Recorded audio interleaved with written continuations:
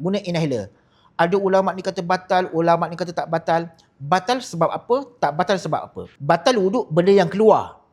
Batal puasa benda yang masuk. Ini khusus untuk puasa Ramadan, memang kena niat waktu malam. Celakalah bagi orang yang mana dia dah berada dalam bulan Ramadan, sekarang ni berada dalam bulan Ramadan, tetapi dia tidak mendapat sembarang keampunan. Sehinggalah Ramadan tu berlalu, begitu dia keluar, tak dapat apa-apa keampunan.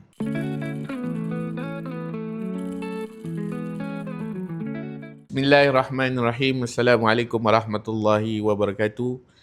Today, because we're going to speak in English. The title is Do and Don't Ramadan Edition. Wow. Okay, never mind. Never mind. Saja je mengarut. Yeah. Tak, sebenarnya bukan apa. Happy sebab tak lama lagi kita nak menyambut Ramadan. Betul. Counter baik tu. So, yelah bila sebut pasal Ramadan ni kan, orang mesti macam terus fikir nak tahan lapar dan dahaga. Sahur ni biasa-biasa, tapi bila nak buka tu beduk time tu lah kita beduk kan. Malam pergi tarawih. Tapi sebenarnya Ramadan ni dia bukan sekadar nak tahan lapar dan dahaga kan. Maknanya ada hukum dan ada adab. Sebenarnya betul. Kita dah lama kan, macam umur cikgu dah sekian-sekian, benda tu dah macam biasa. Tapi sebenarnya kita kena sentiasa orang kata update, sentiasa kena revise balik benda yang nak kena buat kan di bulan Ramadan ni especially lah. So sebelum kita nak start ni, saya nak menyapa dulu kita punya panel, Imam Amirul. So apa khabar Imam? Alhamdulillah baik. Kan tak sabar kita nak puasa ni. Betul. Lagi beberapa hari lagi ni. Tak sabar nak dengar ini yang lagu ting ting ting ting ting ting ting ting ting ting ting. Oh betul lah. Ting ting ting ting ting ting ting. Tahu-tahu dah masuk azan kan? Kan. Ataupun satu lagi. Soft tayo. Kita ada produk. Oh ya, kita tak boleh sebut yang tu. Okeylah, sebelum kita nak mulakan episod kita kali ni kan, episod kita dibawakan khas oleh Easy Fidyah, platform jariah anda yang memudahkan urusan fidyah, kafarah dan wakaf dengan cara yang cepat dan diyakini. Easy Fidyah ini dah bermula sejak 2016, bukan sekadar urusan bayaran ibadah tapi jadi penghubung amanah kita kepada mereka yang betul-betul memerlukanlah. Kopi dah panas, jom kita mulalah. Let's go. Kita semua sibuk bila hari nak puasa ni, time-time tu lah nak beli kurma kan. Lepas tu nak cari bazar. Tapi kadang benda yang paling asas tu kita lupa. So Imam, sebelum Ramadan ni nak mula ni, apa perkara asas yang kita selalu pandang ringan sebenarnya? Okey, sebab itulah Nabi SAW sebut dalam sebuah hadis, Allahumma barik lana fi Rajab wa Sya'ban wa balighna Ramadan. Dia ingat nak baca doa makan. Bukan. Allahumma barik lana fi Ramadan. Ya Allah, ya Tuhan kami, berkatilah kami dalam bulan Rejab dan bulan Sya'ban dan sampaikan kami dalam bulan Ramadan. Sebab Rejab ni dia punya pintu gerbang nak masuk ni. Bulan Sya'ban adalah pintunya. Gerbang, Rejab, pintu, Sya'ban dan Ramadan itu yang kita nak. Bayangkan kalau kita dah berada sekarang ini dalam bulan Ramadan, dalam keadaan kita tidak bersedia, tak ada latihan nak berpuasa, hukum hakam pun tak belajar apa semua. Kita nak menghadapi bulan Ramadan, bukan orang kata dah masuk bulan Ramadan baru nak belajar. Dah masuk bulan Ramadan baru nak semak itu ini hukum hakam. Dah masuk bulan Ramadan baru teringat itu, baru teringat ataupun baru nak latih puasa. Tiba-tiba mulalah asal gastrik lah apa semua. Sebab tu dia mulakan daripada Rejab dan diikuti dengan Sya'ban. Banyakkan berpuasa sunat pada bulan Rejab, diikuti dengan bulan Sya'ban supaya kita dah terlatih awal masuk Ramadan tak heran pun. Nak bangun sahur dah terlatih, dah mudah. Persiapan buka puasa pun kita dah ni. Sebab tu bermula pada bulan Rejab. Selain daripada itu, ambillah peluang untuk kita semak balik hukum hakam. Benda setahun sekali. Bab halal, bab sah, batal apa semua. Perkara-perkara yang membatalkan puasa. Sebab puasa ni dia ada 3 benda yang kita kena ambil berat. Kalau dalam kitab disebut 3. Yang pertama muftirat, yang kedua mubtilat, yang ketiga muhbitat. Kalau 3-3 ni terjemah pada bahasa Melayu, semua dia batal. Muftirat batal puasa, mubtilat batal puasa, ni pun batal, semua batal. Tetapi dia ada perbezaan. Ni kalau kita ngaji lebih dalam dia lebih rinci lah, saya ringkas saja. Muftirat batal puasa disebabkan makan dan minum. Mubtilat batal puasa dengan sebab mungkin sebab berjimat dan sebagainya, selain daripada makan dan minum. Batal puasa juga tapi dengan sebab yang lain. Mungkin sebab dia muntah berlebihan dan sebagainya, ataupun apa lagi saya lupa dah. Dia ada 10 perkara tu lah. Dan satu lagi yang orang kurang ambil perhatian. Muhbitat. Batal juga, tapi bukan batal puasa, batal pahala puasa. Bangun sahur elok, lepas tu tak sembahyang subuh. Kan? Lepas tu pergi kerja ataupun keluar siang, lepas tu buat maksiat itu. Puasa-puasa tapi menipu, mencuri, cakap-cakap, mulut tak berjaga apa semua. Mulut macam tak, orang kata apa, macam orang tak puasa. Mulut tak ada insurans. Kan? Macam itulah. Jadi dia ni puasa tak puasa, tapi cara cakap macam tak puasa. Kan? Lepas tu dengan tinggal solat, dengan itu ini, macam mana dia nak dapat pahala puasa? Kan? Macam mana jadi ataupun dia melakukan perkara-perkara yang lain yang boleh membatalkan pahala puasa. Banyaklah kita nak perinci situ. Jadi 3 benda ni kena ambil berat. Benda ni kena belajar, kena faham sebelum masuk bulan Ramadan. Itulah persiapan yang patut kita lakukan. Yang 3 perkara tu first time saya belajar ni. Oh ya? So, dia berkait tak? Dia berkait dengan soalan kedua ni. Okay. Sebab ramai yang orang rasa aku dah puasa sejak daripada kecil kan. Betul. Takkanlah benda-benda kecil ni kita tak tahu. Itulah baru tahu ni yang 3 tu.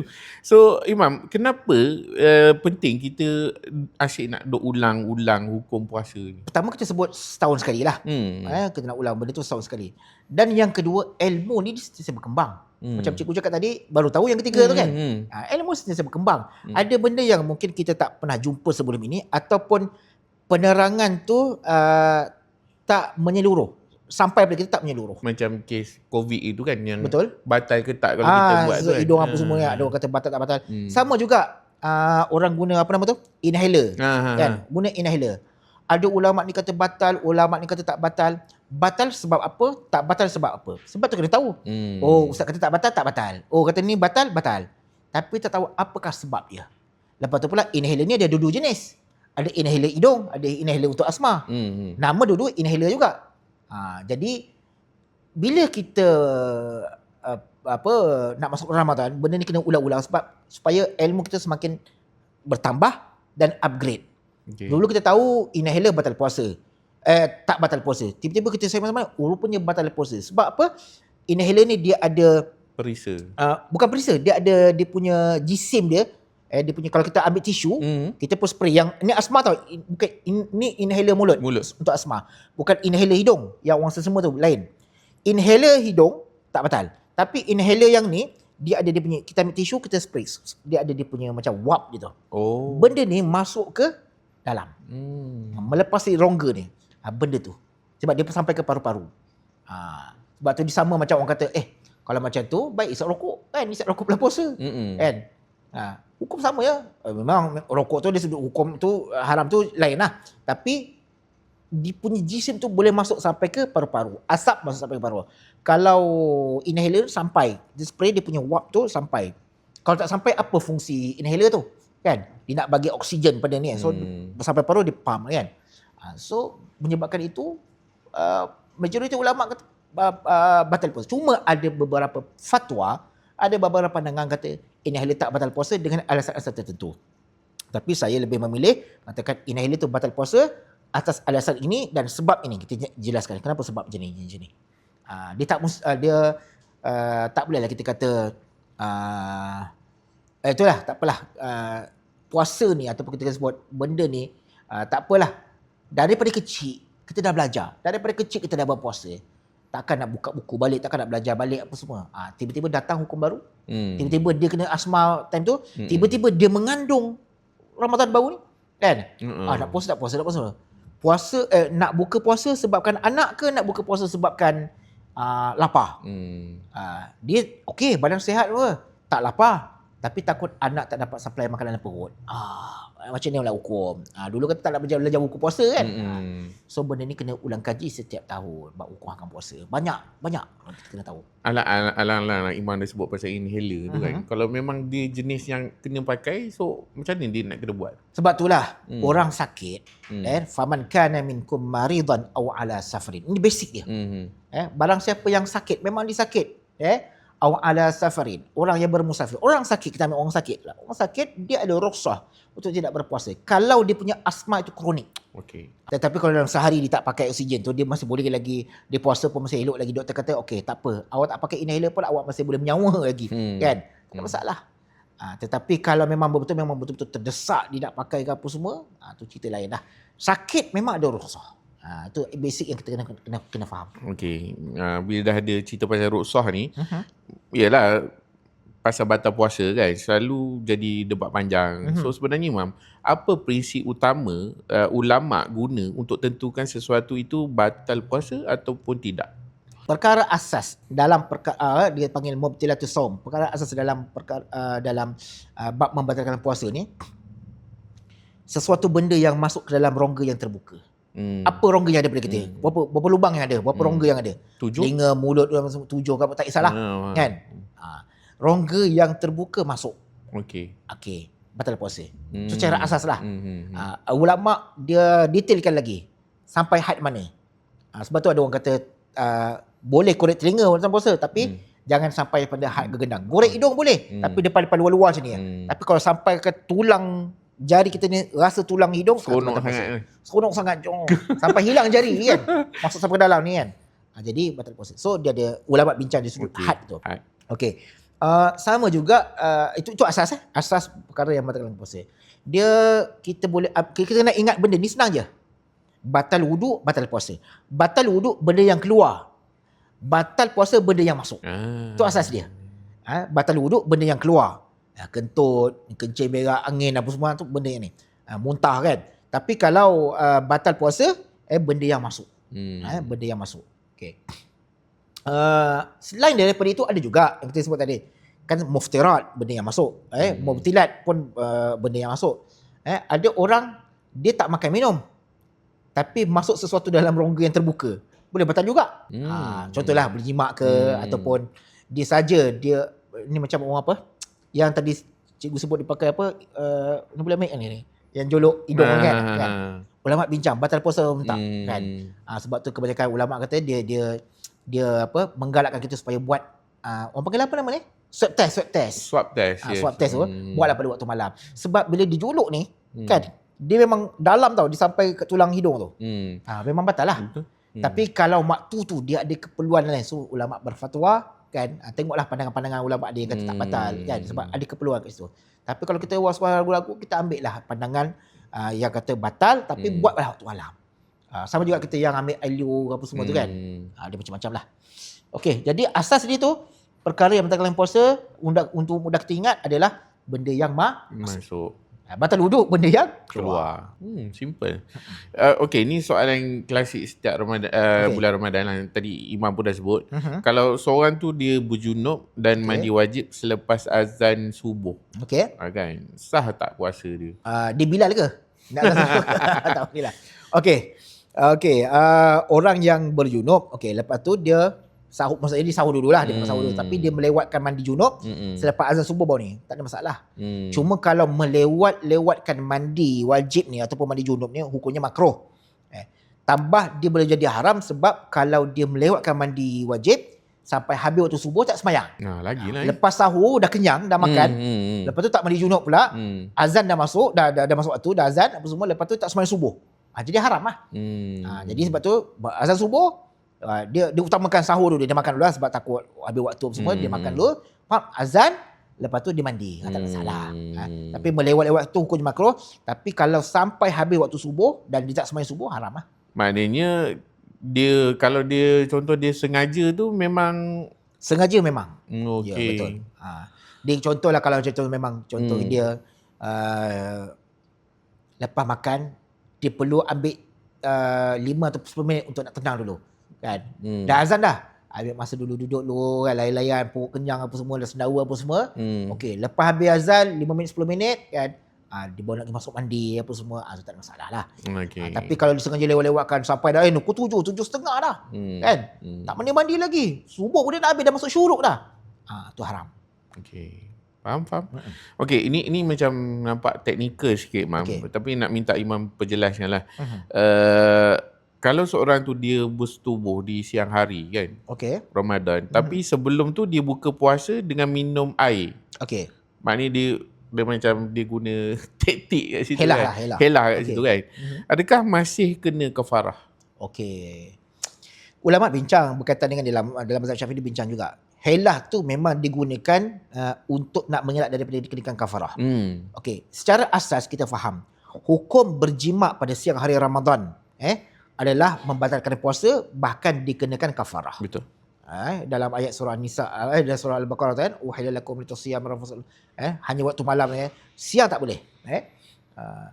Okey, jadi bila dia mungkin dah terlampau teringan sangat kan, terlampau besar atau terlampau teringan sangat, kita lama tak jumpa isteri. Ada yang orang jumpa pada kita, mungkin ialah di PJJ, berjauhan suami isteri apa semua. Ada waktu time Ramadan je kan. Siang pula tu kan. Dia menggunakan helah, makan dulu atau minum dulu. Itu memang helah itu mengelak daripada dikenakan kafarah. Tetap batal puasa. Cuma ulama kata itu adalah helah yang diharamkan. Helah yang diharamkan kenapa? Sebab dia merosakkan kesucian Ramadan. Satu. Dan yang kedua, dia buka puasa, dia membatalkan puasa tanpa ada alasan-alasan yang tanpa ada alasan yang darurat. Orang sakit lain dia buka puasa sebab sakit. Dia ada rukhsah. Dia buka puasa sebab musafir, dia ada rukhsah. Atau dia berbuka puasa sebab dia nak menyelamatkan nyawa orang lain, nak kena menyelam apa semua. Itu dia ada rukhsah yang lain dibincangkan. Tetapi dia buka puasa hanya semata nak sedap-sedap. Dia makan minum dulu tapi dia nak sedap. Helah yang diharamkan. Memang tak dikenakan kafarah, tapi adalah helah yang diharamkan. Jangan praktik pula kan yang kita buat dah. Itulah tadi sebab Imam sebut kan dia jarang jumpa PJJ. Betul. Mungkin suami dia tu musafir. Tapi isteri dia tak. Macam mana tu bang? Suami je lah yang ni. Suami je lah yang dapat rukhsah. Kalau macam tu dia kena bawa isteri dia pergi musafir. Malam tapi dia tu guna helah juga. lepas tarawih ke? Betul lah. Lepas tarawih ke apa? Pergi jauh sikit. Jalan Ipoh ke mana ke kan. Jauh sikit. Dapat ambil rukhsah musafir ke. Gitulah. Tapi kita akan sebut kat sini cuma kita nak faham hukum kena kafarah ataupun tidak. Helah tersebut boleh berlaku, boleh dilakukan, tetapi helah yang haram. Jangan kita nak praktikkan sebab kita dah merosakkan kesucian Ramadan dan dalam masa yang sama tidak ada alasan yang munasabah, keperluan untuk kita sengaja membatalkan puasa. Bukan darurat pun. Dia sama ke Imam? Kalau macam contoh dia tak nak puasa, tapi dia sengaja dia nak jadi musafir. Sengaja nak jadi musafir? Dia kena ikut apa syarat musafir pula. Dia nak ambil rukhsah musafir. Dia rukhsah bagi orang musafir ataupun keringanan bagi orang musafir, dia boleh jamak, dia boleh qasar, dia boleh tak berpuasa. Tapi mestilah musafir itu yang menepati syarak. Musafir yang yang dibenarkan oleh syarak.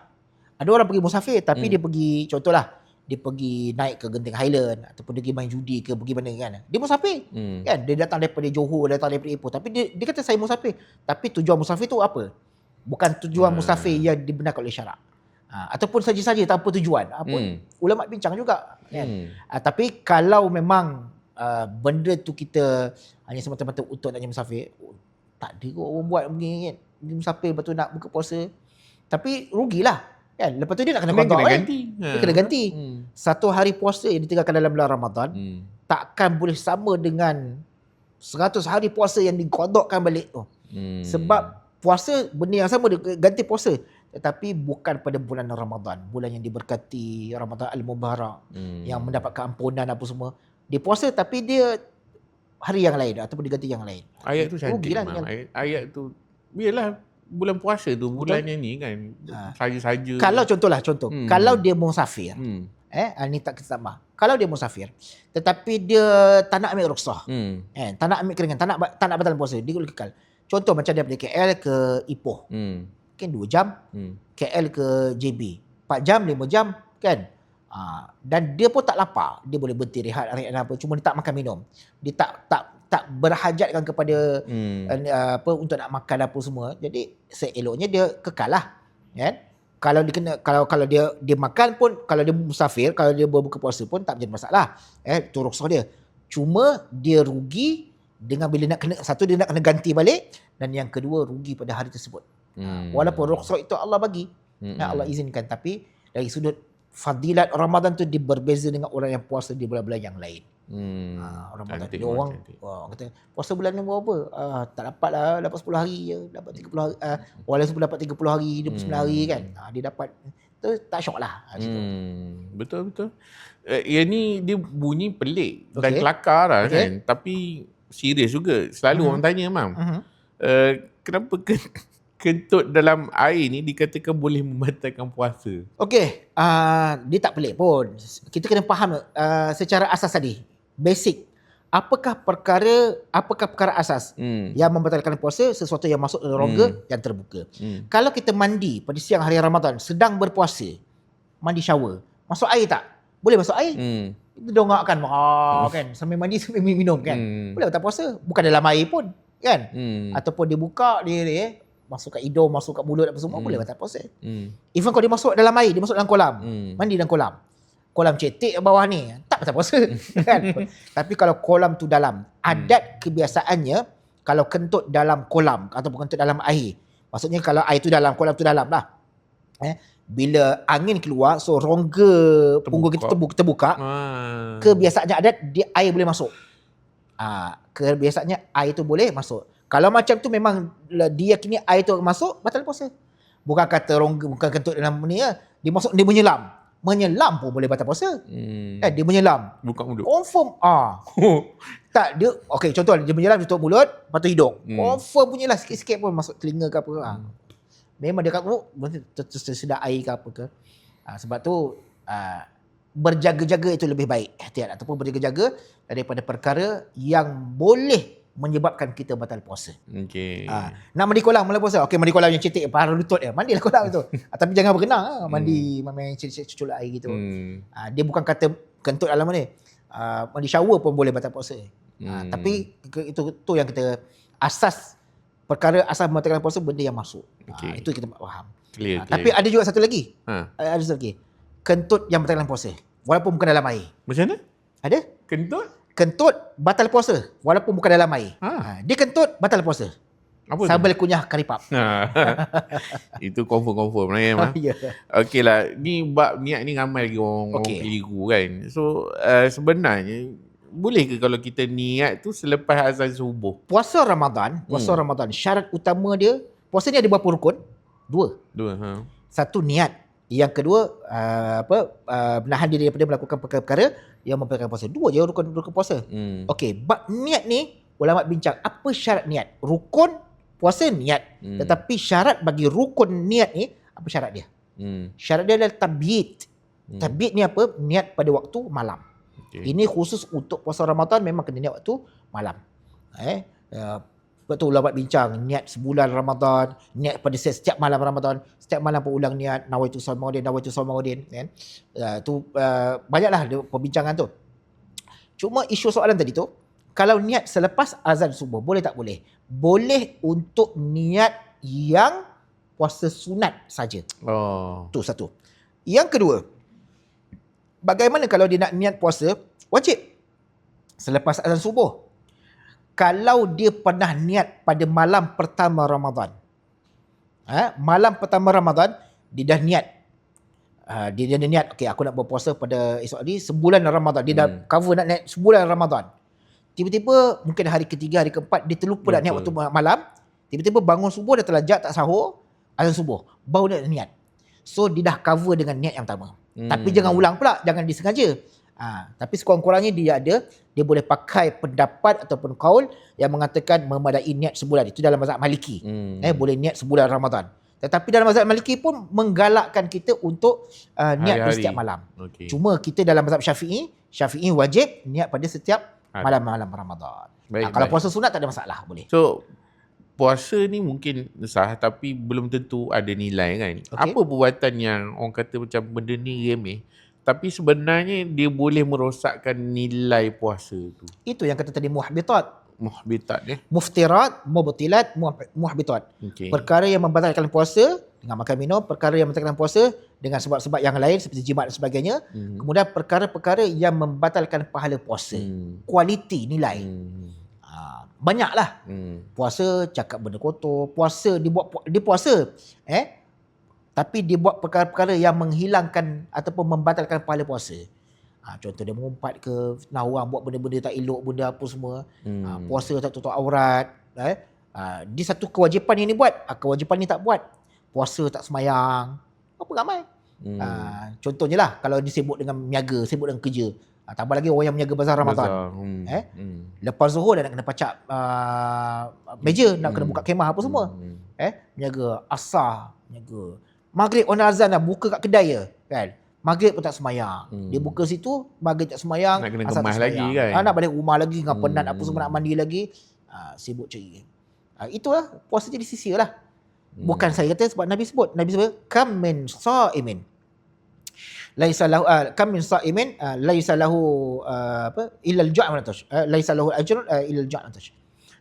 Berapa ramai orang yang puasa, Nabi sebut kam min sa'imin, berapa ramai orang yang banyak orang puasa illa al-ju' wa natash laisa lahu ajrun, ataupun tidak mendapatkan sesuatu pahala pun, ganjaran pahala pun, melainkan hanya mendapat lapar dan dahaga. Puasa penat, bangun sahur, tahan, tak makan, tak minum. Berapa jam? 13 13 jam, 14 jam. Tapi mulut tak jaga, mata tak jaga, perbuatan tak jaga, tinggal perkara-perkara fardu, tak solat, tak sembahyang, tak tutup aurat apa semua. Sayang, rugi lah. Maknanya semata-mata lapar dan dahaga je lah dapat. Ilal ju'i wal atash. Dapat dapat lapar ke? Tu je. Okay, faham. Lepas tu sibuk nak beraya. Dengan baju 3 pasang, dengan langsir, nak collect duit raya lagi apa semua kan. Meriah dia punya raya. Tapi puasa dia ke laut. Itu masalah dia. Sebab tu Nabi sebut orang yang berpuasa ni, kita ada satu hadis lain yang Nabi sebut, malaikat Jibril kata orang yang mana apabila Ramadan datang berlalu, tetapi Ramadan itu dibiarkan berlalu begitu sahaja tanpa dia mendapatkan sebarang keampunan. Celakalah, sebut tengok hadis ni. Celakalah bagi orang yang mana dia dah berada dalam bulan Ramadan, sekarang ni berada dalam bulan Ramadan, tetapi dia tidak mendapat sebarang keampunan. Sehinggalah Ramadan tu berlalu, begitu dia keluar, tak dapat apa-apa keampunan. Puasa tak ada, apa semua tak ada. Dia puasa tapi tak ada kualiti, tak ada pahala, tak ada apa semua. Lepas tu Nabi kata, amin, celaka orang ni. Rugi lah. Padahal dalam tu ada Lailatul Qadar. Dalam Ramadan ada pengampunan kan. Ada macam-macam lah kebaikan yang Allah berikan kepada orang yang berada dalam bulan Ramadan. Tapi tak dapat. Sayang lah. Rugi. Itulah ramai orang kata, anggaplah Ramadan ni adalah Ramadan yang terakhir. Ramadan yang terakhir. Sayanglah kalau kita biarkan dia berlalu begitu sahaja kan. Okey, zaman Ramadan. Wah, itu lagu kan. Nanti ending lah kita nyanyi buat nasyid sikit. Imam, zaman tadi kita dah cerita pasal musafir tadi. So nak kaitkan juga. Sebenarnya zaman sekarang ni kan dah teknologi tinggi kan. So perjalanan tu pun dah jadi selesa, dah ada R&R, dah ada naik kereta, naik kapal terbang, ada aircon. So betul. Adakah rukhsah tak puasa ni masih lagi boleh terpakai? Islam ni dia relevan sampai akhir sampai akhir zaman lah, maksudnya sampai kiamat lah. Rukhsah tu masih ada. Tetapi bergantung kepada kita cara tempat untuk kita nak menggunakannya lah. Kita contohlah, orang tu dia musafir, KL Ipoh. Memang cukup 2 mahalah apa semua dengan syarat-syarat musafir. Dia boleh ambil rukhsah. Tapi sampai Ipoh 10 pagi. Takkan dia dah makan nasi lemak. Kan? Ditolak pukul 7, pukul 8 ke. Sampai Ipoh 10 pagi. Kalau dibatalkan puasa, rugi tak? Rugi ya. Kan? Lepas tu orang pun tengok, apa ni KL Ipoh. Dia boleh patah balik lagi. Patah balik sebelum Zohor sampai KL. Kan? So rugilah. Itu dia kata, boleh kita menggunakan rukhsah tersebut, tak ada masalah. Benda tu masih valid. Tetapi bergantung kepada kebijaksanaan kita dan tempoh perjalanan kita. Musafir 82 km je. Dia pun pergi cari mana Seremban sampai KL Seremban. Lebih kurang tak baik. KL Seremban atas sikit lah. Melaka. Alur Gajah ke macam tu kan. KL Melaka contoh. Dia pergi Melaka semata-mata nak ambil rukhsah untuk nak ni makan. Okey, nanti kita sampai Alur Gajah kita boleh makan asam pedas contoh kan. Sedap ni. Tapi dia semata-mata nak ambil rukhsah, rugi lah. Padahal masa tu Allah Allah bagikan. Dia sebab apa? Rukhsah di kita ni. Rukhsah ni kenapa? Orang dulu-dulu bukan ada kenderaan macam kita zaman Nabi dulu kan. Mereka naik kuda, naik unta. Perjalanan tu padang pasir panas tu. Kan? Perlu bekalan air yang cukup apa semua. Lepas tu jalan jauh apa semua. Bukan macam kita. Kan? Jadi sebab itulah Allah perintah, Allah berikan rukhsah faman kana aw ala safarin fa'iddatun min ayyamin ukhra. Allah bagi rukhsah tu cerita dalam Quran. Tetapi kalau kita ni memang setakat baru masuk kereta je dah sampai kan. 80 km, 82 km tu sekali tekan je. Kan? Sekali tekan sampai. Pakai pula autopilot je. Pakai pula autopilot kan. Easy pula tu. Okey. Okey, ni isu yang realiti dengan realiti orang bekerja lah kan. Kalau seorang tu tahu kerja dia hari tu sangat berat. Okey. Boleh ke dia niat tak puasa dari awal atau mesti tunggu sampai betul-betul dia tak larat? Contohlah time tu dia kena angkat besi ke benda. Tiba-tiba lah kan bos dia suruh kan. Adakah dia nak batalkan awal ataupun bila dia dah tak larat sangat tu barulah dia batalkan puasa? Dia tidak ada contoh. Bagi orang yang kerja di pencawang. Panjat berapa jam, nak turun berapa jam, atas tu dengan panas, dia berjemukannya pakai payung kan. Lepas tu dia nak repair ni. Dia dah tahu dah memang kerja tu berat kan. Maka dia perlukan tenaga, perlukan tu, maka dia terpaksa ambil rukhsah lah. Tapi dia kena double lah. Ganti puasa dia kena bayar fidyah. Tapi kalau kata apa nama tu, yelah macam tadi kan, pasal angkat berat. Benda tu sekali-sekala je, bukannya rutin. So dia tak perlulah awal-awal kata aku tak nak puasa lah. Tiba-tiba bos kata apalah, angkat malam je lah kan. Awak dah makan dah apa semua kan, dah tak puasa. Nak macam mana? So tak perlu sampai daripada awal tu untuk dia nak niat tak nak puasa. Puasalah dulu. Mana tahu dia mampu puasa. Dulu saya pernah masa muda lah, muda lagi. Kan masa muda. Adalah tolong orang nak renovate masjid kan. Angkat simen. Tengah-tengah puasa ni bulan puasa, angkat simen, angkat batu apa semua, bancuk apa semua. Tak apa, kita puasa dulu, puasa. Sampai memang betul-betul tak larat, memang betul-betul nazak lah betul. Baru cari air minum. Tapi puasa dulu. Mungkin dengan berkat puasa Allah bagi kekuatan apa semua, bagi tenaga apa semua, berkat kesabaran kita, mujahadah kita. Tapi tak sampai perlu untuk kita nak awal kita dah surrender awal. Apa? Aku kejap lagi aku nak kena angkat berat ni. Kan? Alang-alang dah terus je lah. Okay. Baik. Okeylah, ni kita nak pergi ke orang yang kerja yang memang terdedah dengan air lah kan. Contoh mungkin penyelam mungkin kan, ataupun yang sekarang ni terkenal juga yang welding dalam laut tu kan. So bagi orang yang terdedah macam ni kan, bagaimana Islam melihat risiko air ni, risiko air masuk ke dalam badan ketika puasa? Macam mana? Sama macam tadi lah kita sebut. Okey, tapi cuma satu, kalau memang dia tidak ada pilihan, tak ada orang ganti. Satu, dia tak ada orang lain nak ganti untuk dia kerja. Satu. Yang kedua, memang dia seorang je yang ada kepakaran tu untuk welding dalam laut. Ni. Bulan puasa pula tu. So dia kena buat lah kerja dia. Dia kena buat lah. Dan memang confirm lah kalau dah masuk laut dengan air, dengan apa, dia bukan kata air tak masuk, tapi oksigen yang disedut oksigen dia punya gas tu kan. Jadi dalam masa yang sama kita dah tahulah memang dia tak puasa, dia tak boleh nak puasa lah. Jadi dia kena gantilah. Ganti berserta dengan fidyah. Baik. Okey. Ini nak masuk pasal rezeki pula lah kan. Puasa tu bukan sekadar apa yang masuk dalam mulut, tapi juga apa yang kita bawa dalam hidup lah. Apa hukum puasa seorang yang rezekinya jelas bercampur dengan syubhat atau haram ni? Adakah dia antara yang boleh membatalkan puasa ke? Maksudnya dia makan kurma curi ke apa? Boleh jadi. Ataupun dia beli kurma dengan duit haram macam tu. Buka puasa dengan kurma duit haram. Tu tak nampak lagi, tak jelas lagi. Kurma dengan apa, buka puasa dengan serokok kan. Batal puasa. Okey. Dia macam ni lah. Ibaratnya orang semayang, kita semayang kan, semayang tu sah. Tapi pakai baju curi. Baju yang dipakai untuk semayang tu, kain plekat ke apa baju tu curi. Hukum dari sudut hukum solat sah. Tapi mencuri dosa. Puasa sama. Puasa sah.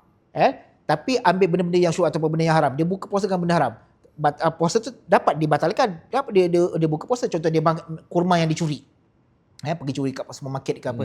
Tapi jangan-janganlah kita dengar orang berlaku kan. Kan nak buka puasa punya pergi curi kurma. Kurma tu kan banyak orang ke masjid orang bagi free je. Kan. Okay. Katakanlah dia berbuka puasa kan. Puasanya sah, pahala puasa dapat, tapi benda haram tu tak haram. Benda yang haram tu tak boleh kita nak ni. Nak kata-kata okey tak apalah yang ni. Sama macam tadi lah. Sebab tu lebih baik kalau kita jaga semua tingkah laku kita supaya puasa tu diterima, dapat pahala, dan benda-benda yang berkaitan tu kita elakkan. Benda-benda yang macam kita sebutkan tadi lah, yang bercampur antara syubhah dan sebagainya tu. Sembayang okey bagus, sembayang terima. Dengan wuduknya, dengan syarat, dengan rukun semua komplit, sembayang dari sudut hukum fiqah sah. Tapi pakai baju curi. Haram lah. Bab dosa curi tu lain, bab pahala solat tu lain. Puasa pun sama. Dalam bab puasa, dia berpuasa tu dapat pahala puasa, tetapi dalam bab dia mencuri ataupun dia ambil kurma kat pasaraya ke apa ke, lain. Ni tak lama lagi nak Ramadan ni, Mam. So, apa nasihat Imam kepada penonton yang nak menyambut Ramadan tak lama lagi ni? Persiapkan diri. Kita banyak persiapkan diri. Ulang kaji hukum hakam, revision, ulang kaji. Jangan kata kita tahu semua, kita ingat semua. Kadang-kadang isu macam tadi lah, isu kentut dalam air, batal puasa. Kita tanya pula, dia kentut dalam air tu macam mana keadaan dia? Air cetek, air dalam ke, ataupun memang dia yakin ke? Kadang-kadang bukan dalam air pun boleh batal puasa. Tak kentut, tak masuk air pun kentut boleh batal puasa juga kalau sambil kunyah karipap ke apa kan. Okey. Jadi kena belajar, kena ulang kaji, banyak lagi supaya kita upgrade, tambah baik kita punya ilmu hukum hakam berkaitan dengan puasa. Dan yang paling penting, kalau kita mampu, puasalah Isnin Khamis untuk kita latih supaya perut kita ni tak terkejut. Masuk satu Ramadan, tiba-tiba tak dapat nasi lemak lah. Kan? Biasa pagi-pagi dah kena nasi lemak dulu kan. Tiba-tiba hari tu kena puasa. Perut pun terkejut. So kita latih dengan puasa sunat, Isnin Khamis sebagainya. Alhamdulillah, selesai kita punya tajuk kita kali ini. Sedikitlah daripada saya, Ramadan ni bukan tentang siapa yang paling kuat tahan lapar, tapi siapa yang paling jujur menjaga diri dan amalannya. Sebab yalah, bila kita tahu kita ni batal tapi kita menipu kan. Itu pun salah satu kan. Betul. Moga puasa kita bukan sekadar sah tapi bernilai di sisi Allah Subhanahu Wa Taala. Terima kasih kepada mereka yang sudi borak, sudi lepak bersama dengan kami. Saya nak cakap terima kasih juga Imam kerana panjang lebar dia punya orang kata ulasan, pencerahan kepada kita semua.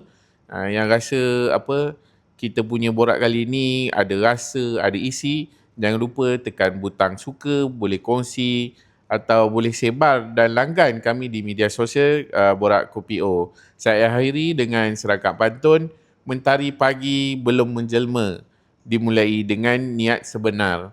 Puasa bukan menahan lapar dan dahaga, menjaga amal, lisan dan bersabar. Kita jumpa lagi dalam episod seterusnya Kopi Pekat Borak Padat. Assalamualaikum, jumpa lagi. Jangan tak puasa.